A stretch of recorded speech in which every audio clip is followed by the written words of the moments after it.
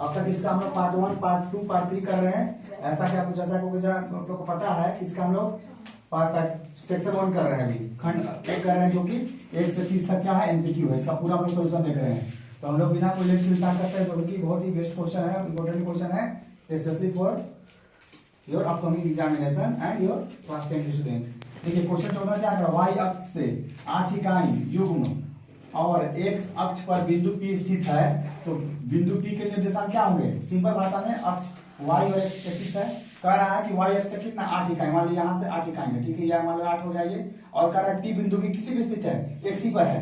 तो हमको पता है कि जब कह रहा है x अक्ष पर स्थित है तो मेरा y का मान कितना हो जाएगा? 0 हो जाएगा, है ना।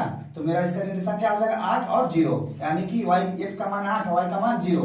अगर यही क्वेश्चन पूछता है कि y अक्ष पर बिंदु P स्थित है तो क्या हो जाएगा? मेरा y का मान क्या होता है? 0 और x का मान क्या होता है? 8। क्लियर है?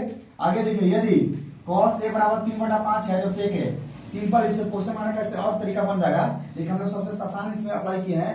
cos a का उल्टा क्या होता है? sec है।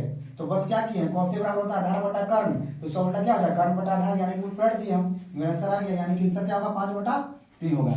16 क्या कर रहा है? 16 नंबर है कि sec a plus 10a into 1 minus sin a किसके बराबर है? तो हमको पता है कि sec a बराबर फॉर्मूला क्या होता है? 1/cos a जोड़ 10a बराबर क्या होता है? sin a बटा cos a होता है। ये जो कहते हो लिख दिए, इसका इसका क्या है? एलसीएम ले लिए, इसका एलसीएम लेंगे तो क्या cos a बचेगा, cos a से cos में भाग लगाओ, 1 बचेगा, जोड़ काट जोड़ हो जाएगा, cos a से cos में भाग लगा क्या बचेगा? sin a। इस जो कहते हैं उतार दिए हम। अब हमको देखिए क्या लग रहा है, a plus B into minus B है, यहाँ देखो तो क्या होता है? a square minus B square, यानी कि a square minus B square sine square बटा cos a जो कहते हैं। अब देखिए यहाँ पर फॉर्मूला होता है, यहाँ 1 स्क्वायर मतलब क्या होगा? 1 को गुना करो 1 से, 1 होगा ना, 1 माइनस साइन स्क्वायर बराबर क्या होता है? cos स्क्वायर a लिखवा है, मिल गया ना। 1 माइनस साइन a स्क्वायर बराबर क्या होता है? साइन स्क्वायर बराबर होता है cos स्क्वायर a, तो लिख दिए इसको बराबर, और बटा क्या है? cos a है, यानी cos स्क्वायर a, यानी दो बार लिख दिए, बटा cos a से cos a कट गया, क्या बच गया? cos a बच गया, यानी कि मेरा sec a और plus 10a into 1 minus sine a किसके बराबर है?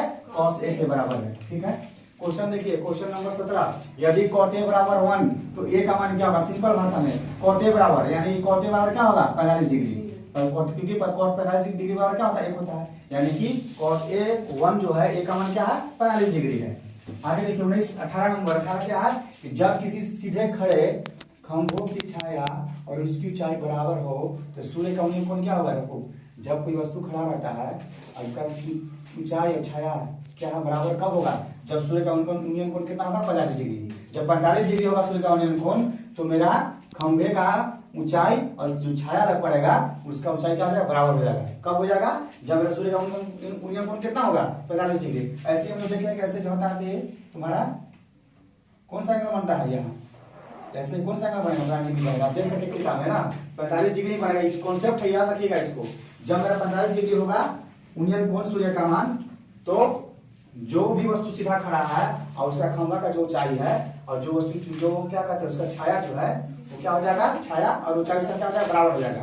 आगे देखिए 19 नंबर, 19 कहाँ पे है? 19 देखिए, चतुर्भुज समपल, चतुर्भुज क्या बोलते हैं? क्वाड्रिलेटरल बोलते हैं। चतुर्भुज के चारों कोनों का योग कितने डिग्री में होता है? 360। हम लोग पढ़े हैं ये, अगर जब हम लोग इससे पहले पढ़ चुके हैं। 20 कहाँ है? 20 देखिए दसवीं, यानी दसवीं तक डेसिमल नंबर 111 क्या है? तो बता दीजिए पूर्ण संख्या क्या होता है?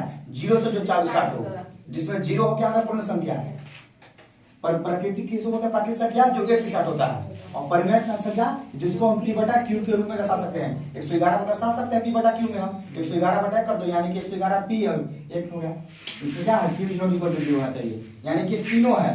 111 मेरा क्या है? तीनों संख्या है, पूर्ण संख्या है, प्राकृतिक संख्या और परिमेय संख्या, तीनों संख्या, यानी कि इसका आंसर हो जाएगा इनमें सभी। 21 क्या कर रहा है कि किसी त्रिभुज एबीसी के दो भुजा एबी बराबर 7 सेंटीमीटर और बीसी बराबर 4 सेंटीमीटर, तो निम्न में से तीसरा भुजा के लिए माप क्या संभव हो सकता है? आपको बताया है कि त्रिभुज में 3 भुजा होता है, जब भी तीसरा भुजा होगा तो दो भुजाओं के योग से क्या होगा? कम होगा, यानी कि 7 4 11 सेंटीमीटर, 11 से कम होगा, यानी क्या क्या आंसर होगा? 6 सेंटीमीटर और 8 सेंटीमीटर, यानी क्या है?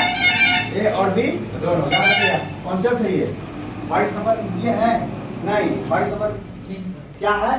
22 नंबर के क्वेश्चन लिख पाए, हम रिपीट कर रहे हैं कि किसी पास से कुछ सिक्कों को अगर हम उछालते हैं, टॉस करते हैं, तो सम संख्या आने की प्रोबेबिलिटी क्या है? तो आपको पता है कि पासा में कितना संख्या होता है? 1 2 3 4 5 6, यानी कुल इवेंट कितना 6 है, और सम संख्या क्या वो है 3 वो, यानी कि 3 ही बना सकता है सम संख्या। अगर आएगा भी तो 3 ही बनाएगा, 4 बन नहीं सकता है, क्योंकि 2 4 6 मेरा इसमें क्या है संभावना है। तो संभावना बटा कुल घटना होता है, यानी कि 3 बटा 6, 3 एकम 3 और 3 का 6, यानी कि एक पासे में सम संख्या की प्रायिकता क्या है 1 बटा 2।